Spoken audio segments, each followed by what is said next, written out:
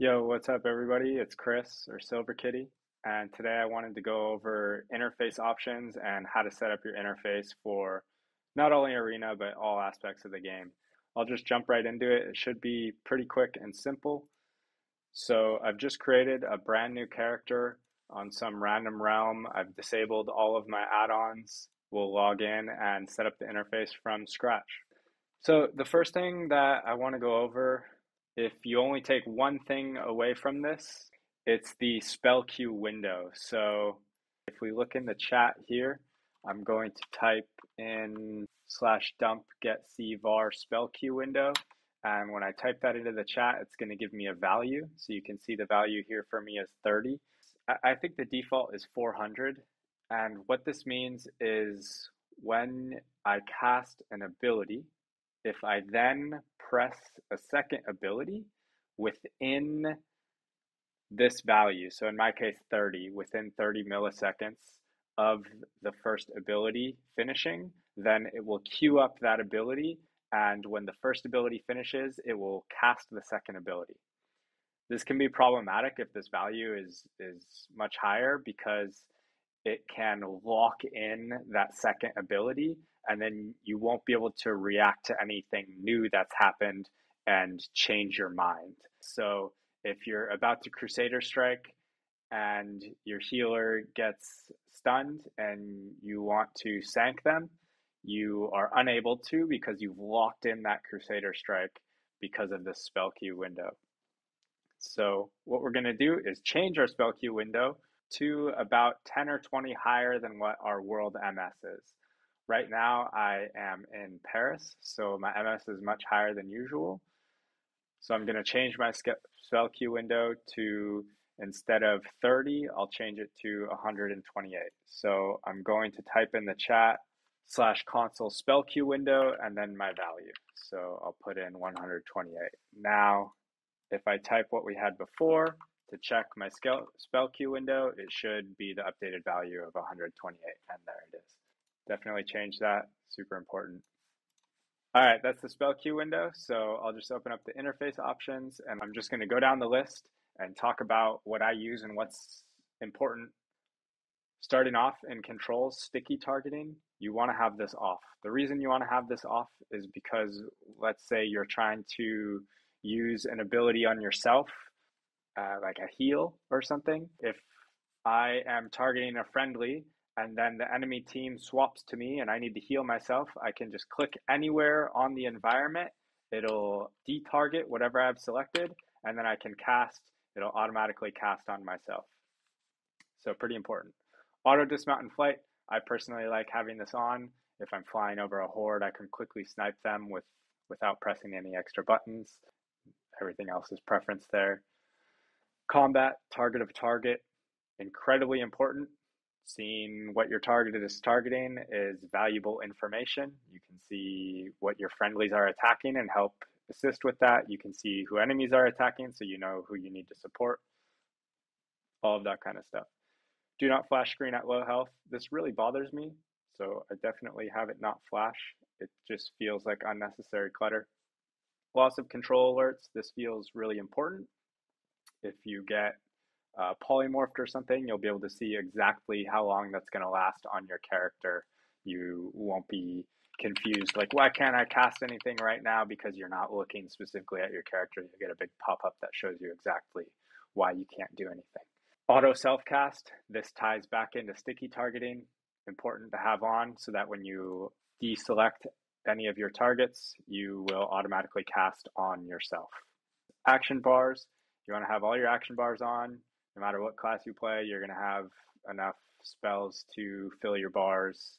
And if you don't, you're going to have macros to fill in those empty spots. So turn on all your action bars and then show numbers for cooldowns. This is incredibly important in the arena when you're trying to communicate with your team. Like if my team is asking me, when is my Earthbind totem up next? Instead of saying, oh, it's up soon, or oh, I just used it and it'll be up later, I can say it's up in 23 seconds. And they know exactly when it's going to be up, and they can line that up with their abilities. So they see, oh, their Hodge has 30 seconds left on cooldown. you just told them yours is 23 seconds left. They know when Hodge is at 7 seconds, you'll have your Earthbind up, and then you can coordinate your cooldowns like that. So those numbers are really important for communication. Names, here you want to have friendly players on. Kind of optional. I highly recommend it. A lot of people will use raid target markers instead, or sometimes both, which is fine if you want to use raid target markers. If you're a healer, you're definitely going to want to have friendly players on. I prefer friendly players because it shows me not only their location, but also their health and different debuffs and stuff like that. So it's more advantageous than just a raid target marker. So I would recommend it. Enemy units, definitely turn this on so you can see enemies behind a pillar, wherever they are.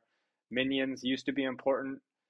Now I've just gotten used to targeting totems without their nameplates and such. It's just so much clutter to have these on. Definitely turn Miner off. With like demonology warlocks and stuff, there's just way too many health bars these days. Larger nameplates is kind of a personal preference thing. I personally don't use it. And same with the nameplate motion type. I prefer overlapping, but it's whatever makes it easier for you to click on things. Camera, never adjust camera. This is a pretty important one. So when you're moving and you look behind you or to the side or wherever, and then you let go, your camera won't readjust. This way, if you're running away and you want to cast something behind you, your camera's not constantly trying to swing forward and screw up your vision of what you're trying to do. Raid profiles. This is perhaps the most important thing, maybe second most important thing behind the spell queue window, but basically you're going to want to use raid style party frames. This will change your party frames into these boxes right here. Sort by group. Sorting by group will allow you to create macros that target specific party members like party 1 or party 2, and then they'll always be in the same location on your user interface, so you know which party member your macro will be casting on. Displaying incoming heals can be nice to see which heals are coming. Displaying power bars is really important for seeing like how much mana your healer has left and how much time you have left to kill something. That doesn't really matter. Displaying class colors is really nice, so you can distinguish who's who in your group. Usually in Arena, you're not class stacking, so it can be really useful. Displaying pets is important. If you're playing with a hunter or anybody with a pet, you can keep their pet alive or help keep their pet alive. There's a PvE thing. It's preference. I don't like the border. Showing debuffs is super important. You want to know what's happening to you and your party. And then leave display only dispellable debuffs off. You want to be able to see everything that's happening. If your party gets kidney shot and you're not able to dispel a stun, obviously you want to be able to see that they're stuck in that for however long they have. Display health text, personal preference, and then frame height and frame width, you want at maximum. The only time I don't have these on maximum is if I'm in a large raid group. So if you plan on raiding a lot, you can just create a second raid profile that'll auto activate on a larger player group and make these not as big for that. But in the arena especially, you're going to want these on maximum. I use maximum height, maximum width for arenas, RBGs, pretty much everything. So definitely turn this on. You want to be able to see these as easily as possible. So after you set that up, because we're not running any add-ons, the default UI will show the enemy arena frames on the right side of the screen here. So what we can do is unlock our party frames and pull them over to near where the enemy arena frames are. And this way I can see the enemy health bars, the enemy mana pools, their cast bars, and everything about my party, all in kind of the same area of the screen. I don't have to look back and forth to see what's going on. So that's the raid style party frames. That and the spell queue window, I would say, are the number 1 and number 2 most important things you could take away from this. All right, so that's pretty much everything for the interface and interface options and everything you need to know to get your UI set up. Hope it's helpful, and I'll see you all in the next one.